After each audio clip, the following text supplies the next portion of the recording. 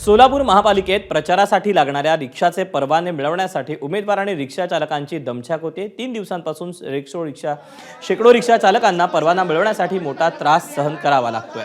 प्रचारासाठी लागणाऱ्या रिक्षासाठी महानगरपालिकेकडून विविध प्रकारचे परवाने, आरटीओचं ना हरकत प्रमाणपत्र, फिटनेस प्रमाणपत्र हे मिळावं लागतं।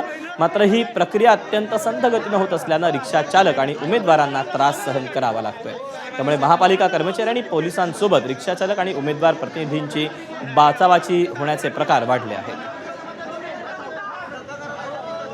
रिक्षासाठी अनेक प्रकारचे जाहिरात परवाना, वाहन परवाना 4 वेळा अर्ज बदलले ह्याने, ते बदलून सुद्धा 3-3 दिवस झाल्यानंतर सुद्धा रिक्षांच्या परवानग्या भेटत नाहीत। एक खिडकीला जमा करून घेतात, कुठल्याही प्रकारचे टोकन देत नाहीत।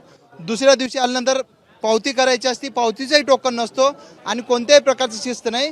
जे महापालिकेचे कर्मचारी काउंटरला बसवलं त्यांना कसल्याही प्रकारचं ट्रेनिंग नाही, कारण एक अर्जसाठी एक पावती करण्यासाठी 15 ते 20 मिनिट अर्धा तास घेत आहेत। 1:30 वाजले की तिने